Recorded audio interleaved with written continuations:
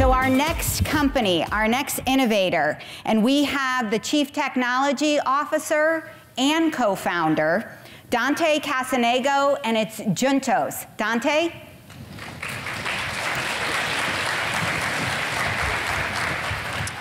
Hello, everyone, and thank you very much for this honor of being here today. So my name is Dante. I'm the CTO and one of the co-founders of Juntos.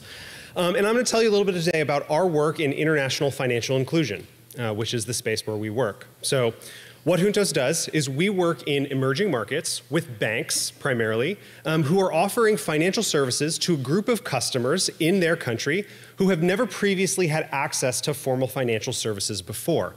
So let me tell you a little bit about the context of international financial inclusion and then what we do within it.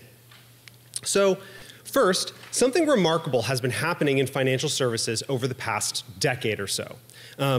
Financial services is obviously an industry that's been around for a very long time, okay? Hundreds and hundreds of years have we had formal financial services in banks. But for much of the history of financial services, it has been the only customers who have had access to financial services have really been in the top kind of quartile of a country's economy. And that's especially true, and it's been true for a very long time in emerging economies. The reasons for that are frankly really simple. It's too costly to service accounts where they're not easily serviceable when you have to tie that to a branch. So in an emerging economy up until 10, 12 years ago, for the most part, the only people who had access to formal financial services lived in the big cities where they could access a branch. That's changed dramatically over the past 10 years, where, and if you can see these numbers here, these percentages, it's hard to kind of do the math in your head. These are talking about percentages of all adults in the world, okay, that have changed in the last 6 years, that have opened their very first formal financial account ever. Anyone who's in their family has ever opened a formal financial account. So we're talking about almost 1 billion people here who've opened their very first formal financial account. And that's actually tremendously exciting for a variety of reasons. First and foremost, in emerging economies, broad access to financial services is something that's linked directly with things like reduction in corruption. When money is more traceable, it's harder to take and pay bribes. And it makes it it helps that economy. Another thing, which I'm also excited to say on International Women's Day, is financial services also are a wonderful thing for women who are able to then hold secure a private and personal to them financial product that they are as independently their own and is much less susceptible to being under the influence of others. So that's tremendously exciting, that we can have access to financial services in a really scalable way across these emerging economies. But there are challenges. One of the things that's not anticipated about this digital transformation, and again, digital transformation moving financial services into mobile phone-based financial products, is that financial services is largely based around trust, okay? For the history of financial services, of course you trust the brand of your bank, but it really goes beyond that. The reason why many people think that this is a trustworthy thing over decades is because you not only trust your bank, but you trust your banker. You have a relationship with people, and that helps you develop comfort with how this system works. One of the things that you lose when you transfer that to a digital product is there's no person anymore, okay? And that becomes hard, and you see that in a variety of ways where the trust in that financial product begins to decline. The most kind of obvious one in emerging economies where we work is ultimately abandonment of those products. So unfortunately, while it's tremendously exciting that you have almost 1 billion people opening new accounts, the truth is that the majority of those accounts open and then go dormant within the first few months of being opened. And that actually really tamps down on the promise of what financial services could do. So banks know this, and they invest in a variety of ways to try to attack the problem. But as an executive at a bank, you have, while you understand at a high level the issue, the tools that you have as an executive at that bank are kind of isolated. You can run a promotion, you can do marketing, you can do analysis to try to segment your customer base, but ultimately those are the tools that you have directly at your disposal.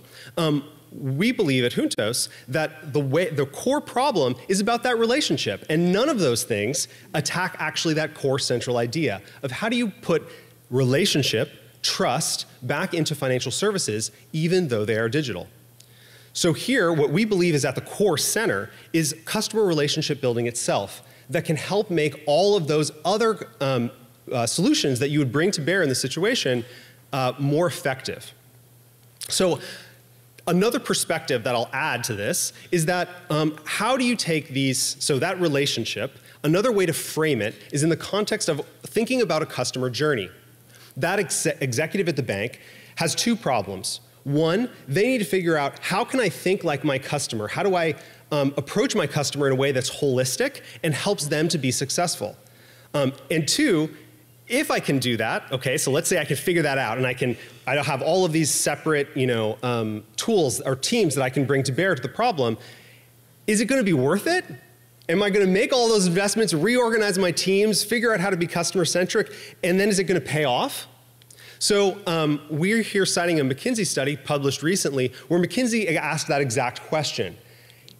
If you can figure out how to invest in a customer journey, if you can figure out how to invest in a long-term relationship with your customer, does it pay off? And McKinsey's answer was yes, in pretty significant ways, both on the revenue and cost reduction side. So this seems possible if we can figure out how to do so. And as you can see where I'm probably leading in, that is ultimately what Juntos targets are the way that we work. We have developed a product that specifically focuses on customer experiences. We do that with a proactive, two-way, fully automated and scalable conversation that engages directly with the customer on behalf of the financial institution.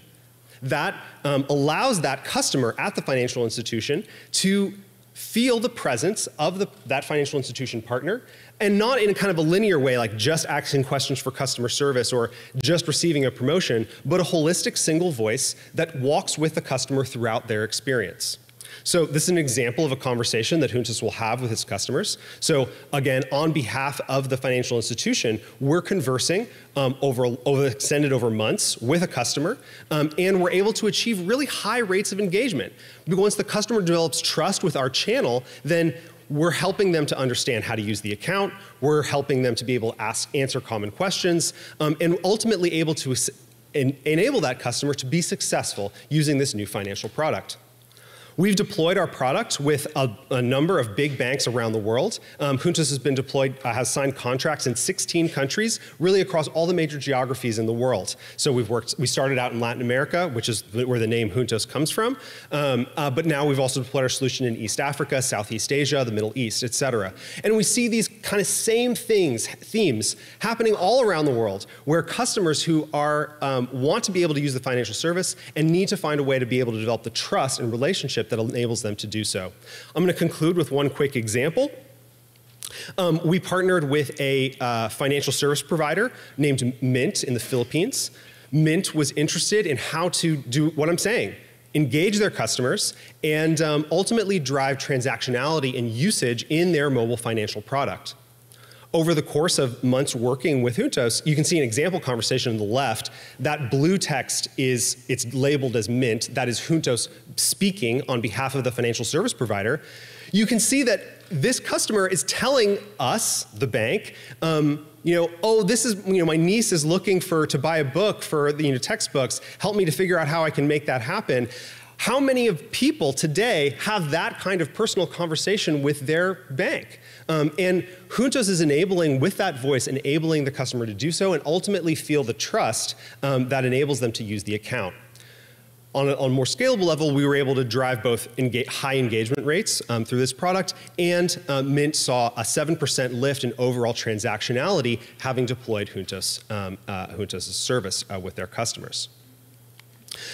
So I'll conclude there. We're incredibly honored to be part of named in this award, and we're so excited to be among these other honorees. Thank you so much.